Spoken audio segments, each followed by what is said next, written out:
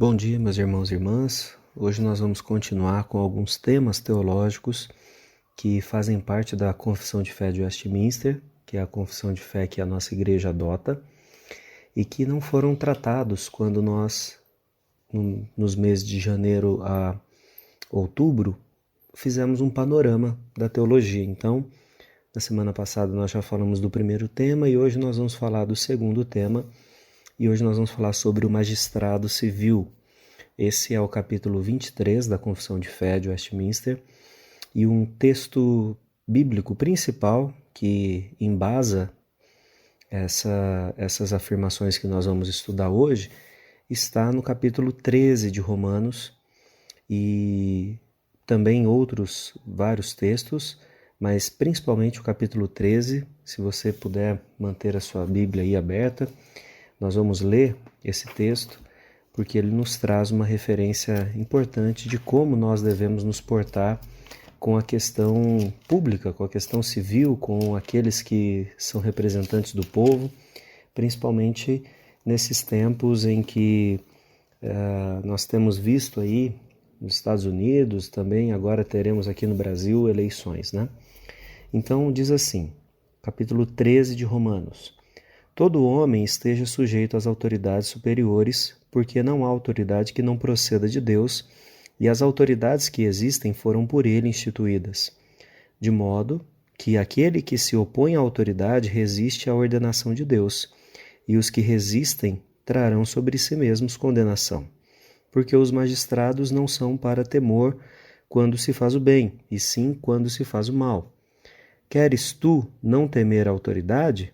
Faze o bem e terás louvor dela, visto que a autoridade é ministro de Deus para o teu bem.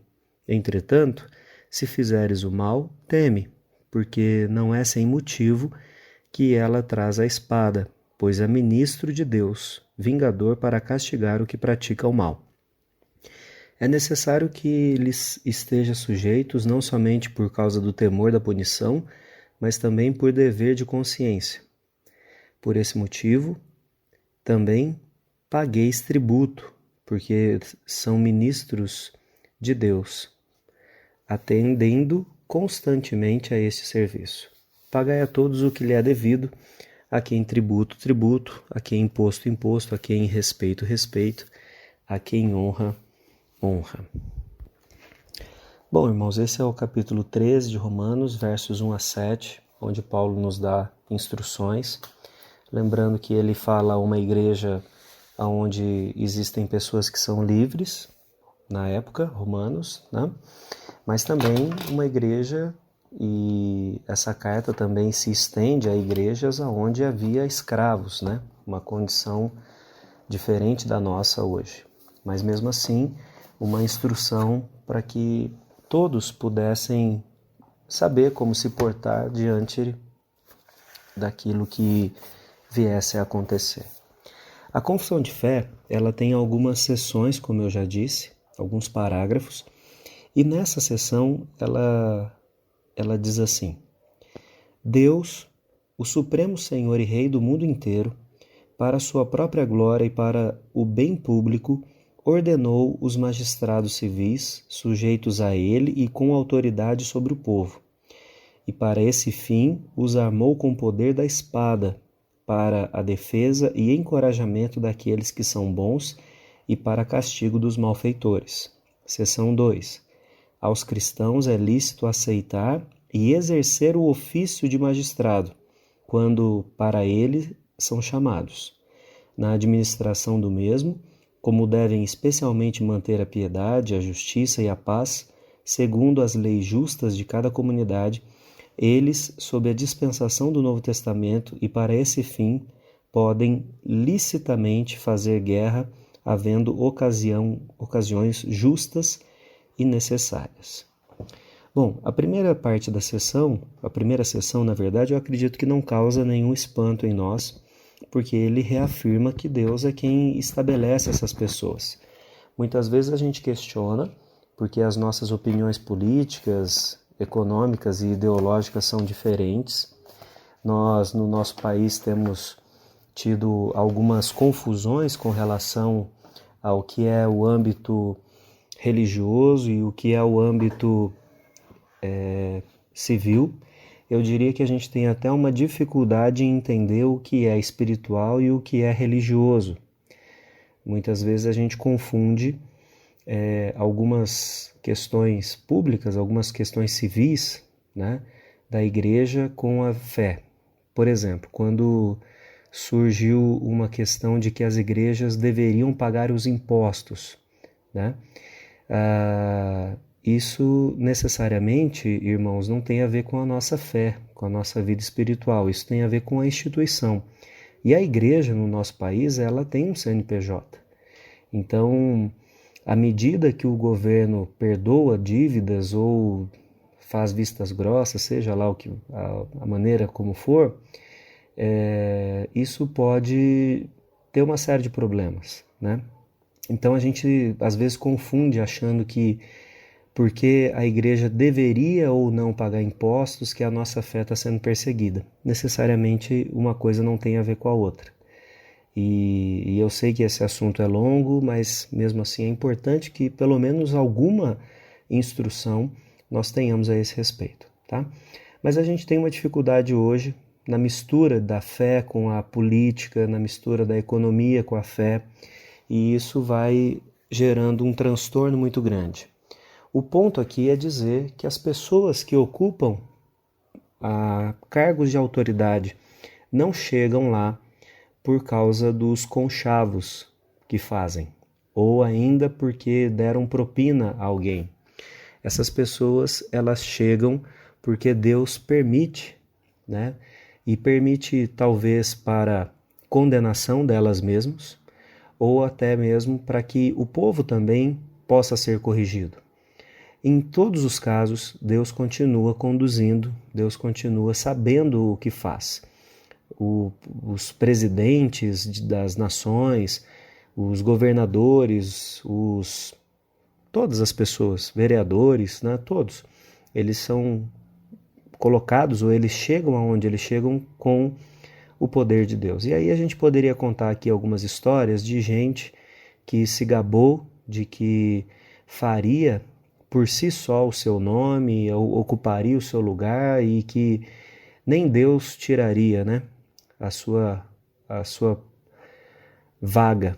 E no fim das contas, ou aconteceu alguma coisa e a pessoa não chegou, né? Um desafio aí. Mas outras vezes as pessoas chegam, fazem governos ruins, prejudicam as pessoas e mesmo assim é necessário a gente entender que isso não está fora do controle de Deus para que a gente, em um certo sentido, não se desespere e em um outro sentido para que a gente não queira, de repente, fazer justiça aí com as nossas mãos, né? Nós vivemos pelo menos nós aqui no país, vivemos num sistema de democracia, temos os votos e nós, de certo, em um primeiro sentido, a gente deve usar os meios que são os corretos para que haja fiscalização e, enfim, todas essas coisas. A segunda parte, ou a segunda sessão, toca num assunto que muitas vezes surge na igreja, em termos de questionamentos, que é, por exemplo, uma pessoa que faça parte do exército, da aeronáutica, da marinha, da polícia militar, de algum escalão nesse sentido. Ela pode fazer o trabalho dela, de repente ter que usar armas, atirar em outra pessoa, e isso gera sempre um transtorno para o crente, porque ele fica pensando, né, que como que ele pode fazer isso? E a confissão de fé, ela vai detalhar duas coisas. A primeira é que um cristão pode sim, tendo a vocação, ocupar um lugar de autoridade. A minha maneira de entender isso particular, e eu vou frisar aqui que é a minha maneira, irmãos, de entender, é que, por exemplo, se um pastor, se um presbítero, sei lá, que se sente vocacionado para a política, na minha maneira de entender, ele deveria deixar o cargo eclesiástico para que não houvesse confusão e não fazer isso às vésperas da eleição, né? Ele deveria fazer isso antecipadamente, demonstrando que aquele ciclo da vida dele encerrou e agora ele vai começar um outro, ainda que corra o risco de não ser eleito, né? E aí depois disso ele se candidata e aí concorre, né? Para que não haja confusão. E se você fizer uma pesquisa rápida, você vai ver a quantidade de pessoas que se candidataram, especialmente nesse ano, utilizando termos como apóstolo, bispo, pastor, missionário, irmão, né, que relaciona a pessoa à igreja, né? E na minha maneira de entender, isso não é lícito, e uma coisa que todo mundo sabe que é lei é que nenhum candidato pode fazer comício, né, ou alguma coisa assim, num culto público, né? Então, acredito que isso não chega nem perto de acontecer na nossa realidade, mas se acontecer, a gente deve saber que isso não é permitido. Mas o que a segunda seção aqui da confissão está dizendo é que, tendo essa função, a pessoa deve executá-la da maneira que o cargo exige. Então, se ele é um soldado, ele vai atirar, né, dentro do critério de entender que essa guerra é uma guerra para proteger o país, enfim, né, vai ter uma série de questões que a gente iria pensar se pode ou não, né, se você concorda com as ações do governo ou não, mas dentro da função pública que a pessoa executa, ela deve sim fazer aquilo que é necessário. Como alguns irmãos devem saber, quando existe, né, a possibilidade da pessoa, de um rapaz no caso, ser dispensado da obrigação do serviço militar pela religião, né?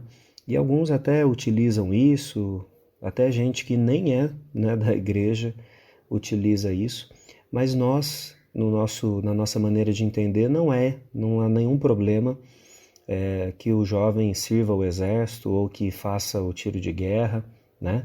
Inclusive, com relação às eleições, é claro que a gente tem uma lei também que governa, né?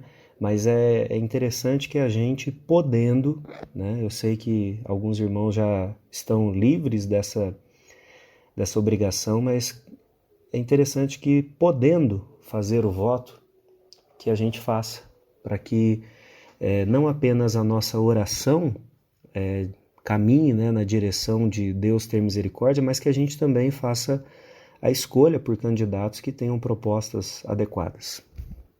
E mais uma vez eu preciso dizer, não é porque é nosso amigo, não é porque é próximo de nós, mas as propostas dessa pessoa têm que ser qualificadas, né? E a pessoa também tem que ter a qualificação para o exercício do cargo. Senão, a gente vai perpetuando, né, esse sistema, né, que nós já temos hoje e que é tão prejudicial para nós. Colocar pessoas para legislar que não entendem disso, que não se interessam em aprender a respeito, então é bem perigoso, né? Eu acho que isso é ponto pacífico entre nós, a gente entende as dificuldades que isso pode trazer. Depois nós temos uma sessão que é bem longa, né, a sessão 3, e eu vou fazer a leitura, peço que você se esforce aí também para, mesmo com o áudio, você conseguir captar. Diz assim: os magistrados civis não podem tomar sobre si a administração da palavra e dos sacramentos, nem o poder das chaves do reino dos céus, nem sequer interferir em questões de fé. Contudo, como pais solícitos, é o dever dos magistrados civis proteger a Igreja de nosso comum Senhor, sem dar preferência a qualquer uma das denominações cristãs em detrimento das demais, de tal maneira que todas as pessoas religiosas desfrutem de uma liberdade plena, livre e inquestionável para o desempenho de cada parte de suas sacras funções, sem violência ou perigo. E visto que Jesus Cristo designou um governo e disciplina regulares em sua igreja, nenhuma lei de qualquer comunidade deve interferir neles, impedindo ou obstruindo o devido exercício deles, entre os membros voluntários de qualquer denominação cristã, de acordo com a sua própria profissão e crença.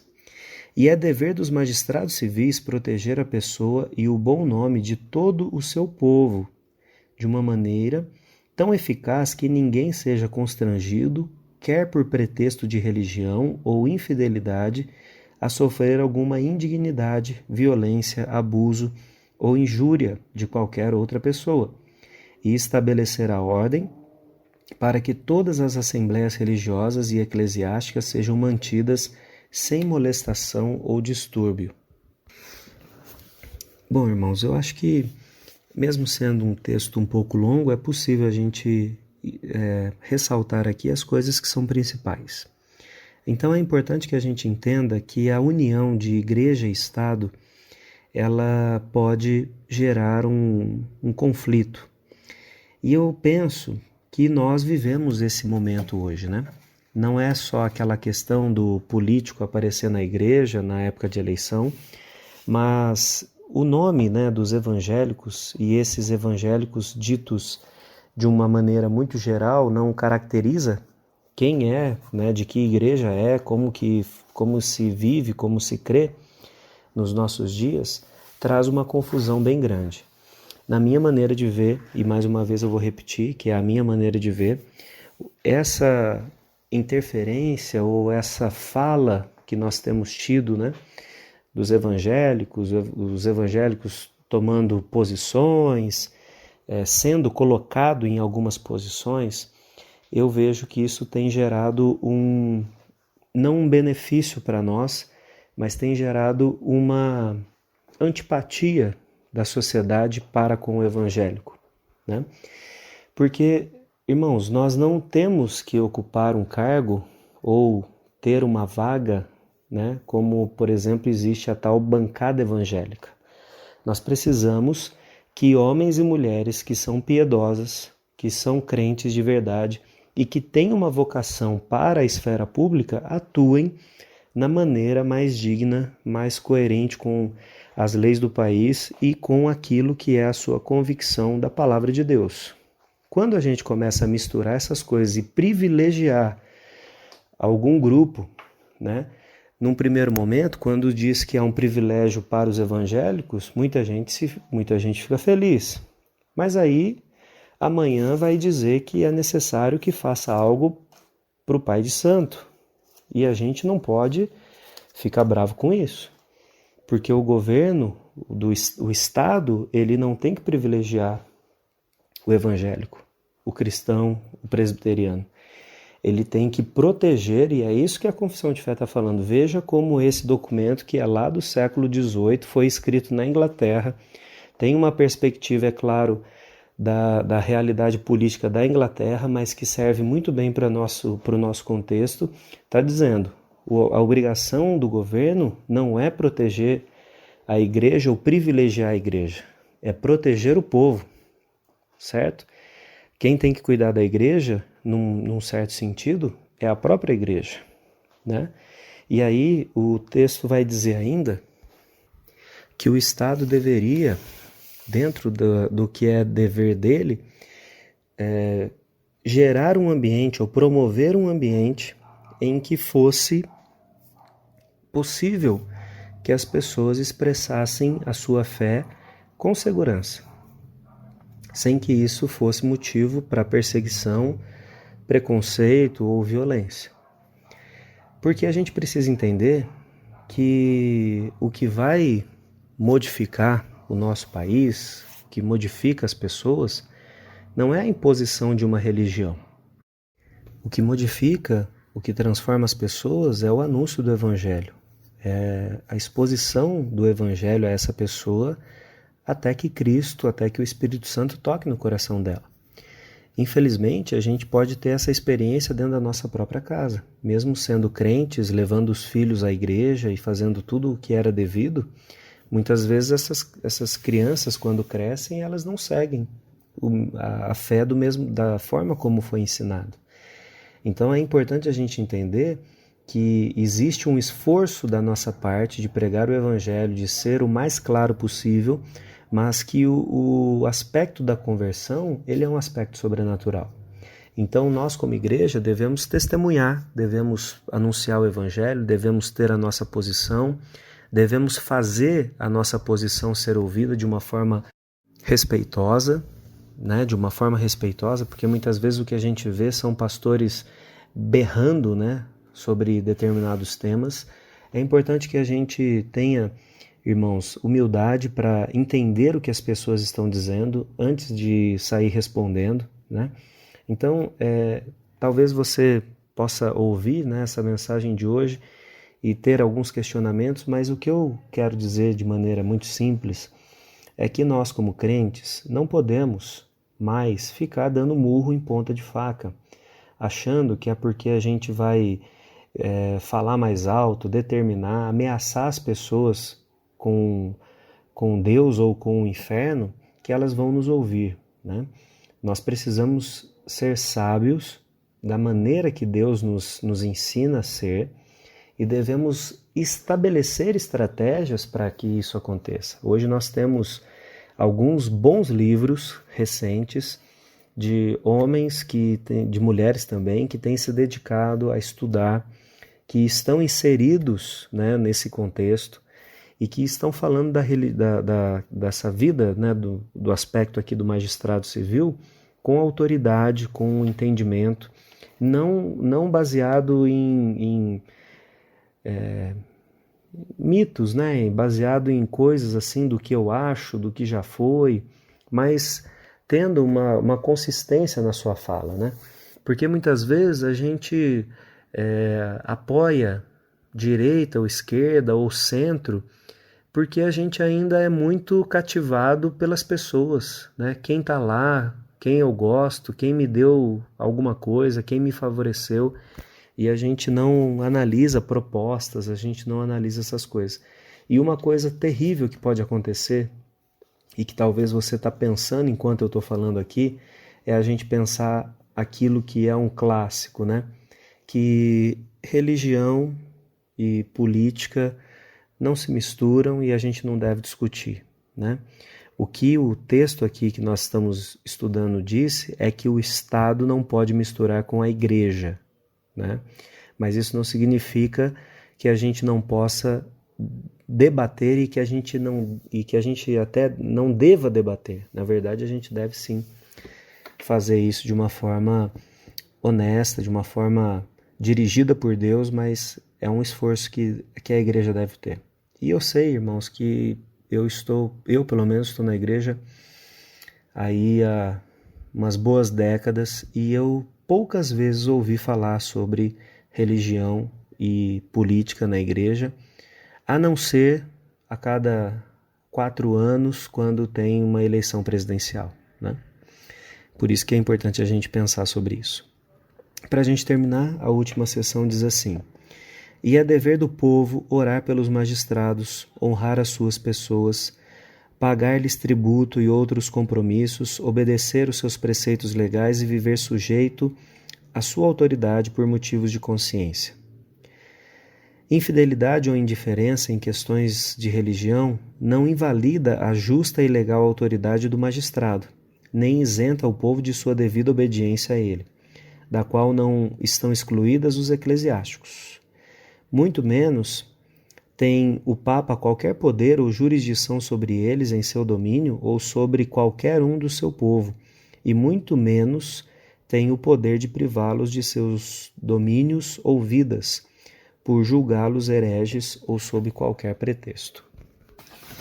Essa sessão, mais uma vez, traz aqui um pouco do contexto da época, onde a gente tinha ainda uma interferência bem grande do Papa nas questões dos países. Hoje, nós continuamos tendo essa interferência, talvez mais velada, né? Menos clara, mas ainda assim existe, né? E o texto vai colocar aquilo que nós já falamos em Romanos capítulo 13. É nosso dever orar. Eu vejo que muita gente reclama, mas a pergunta é se nós oramos, né? E eu fico pensando, irmãos, que de acordo com o que você vê nas redes sociais sendo escrito, sendo publicado, se é possível que a pessoa que fala aquilo ou pensa aquilo ainda ore pelo candidato ou para a pessoa que já assumiu o cargo, né? E isso é uma preocupação para nós, se nós somos crentes. Porque se nós não somos, aí eu acho até que perde o sentido a gente pensar como que a gente deve se portar daquilo que Deus está dizendo, né? Mas se nós somos crentes, nós precisamos sim nos preocupar com a maneira que a gente se porta. E mais uma vez eu vou repetir o que eu já falei. É possível a gente protestar, é possível a gente fazer todas essas coisas sem ser desrespeitoso, sem ofender, né? Sem confundir a pessoa, a família da pessoa com os atos. Nos últimos anos a gente viu atrocidades sendo feitas por evangélicos, por irmãos da igreja, nos assuntos que foram acontecendo, né? Seja em acusação à esquerda, seja em acusação à direita, foram muitas coisas ditas e que eu me preocupo porque parece, na minha maneira de ver, que nós não estamos cumprindo aquilo que Deus disse, que é orar por eles. Orar por eles, ainda que em determinado momento eles estão completamente errados naquilo que eles estão fazendo diante do povo e diante de Deus. Como eu já disse, Deus os colocou ali para uma grande oportunidade, né, de serem usados para abençoar as pessoas, mas eles podem não entender isso e Deus mesmo os julgará, né? O que não pode acontecer é que o erro do outro me leve a agir errado também. O que não pode acontecer é que a falha do outro, a falta de prudência do outro, me leve como crente a agir como alguém que não conhece a Deus. É claro que a gente sempre vai ficar indignado com determinadas coisas que acontecem, mas ainda assim a Bíblia diz que a gente deve orar, deve manter o respeito, porque tudo isso é sinal de que nós estamos dependendo mais de Deus do que das eleições dos Estados Unidos, das eleições municipais, das eleições do nosso país. Bom, esses são os tópicos desse tema do magistrado civil pela nossa confissão de fé. Eu espero que tenha trazido um pouco de clareza para você, mas como sempre, nós temos aí o canal aberto para você perguntar, para você questionar e quem sabe Deus vai preparar ainda um tempo para que a gente estude isso com mais calma na igreja e presencialmente. Esse aqui é só uma instrução, até porque nós estamos chegando perto, né? Na próxima semana nós teremos eleições aí. Então que Deus te abençoe, que Deus abençoe as nossas cidades, que Deus abençoe o nosso estado, o nosso país e por que não dizer, que Deus abençoe o nosso mundo, já que hoje nós estamos tão interligados, né? Uma coisa que acontece aqui tem influência e reverbera no mundo inteiro. Então, que Deus nos abençoe. Vamos fazer o que a Bíblia nos orienta, que é orar por todas essas pessoas. Que Deus te abençoe e até a próxima.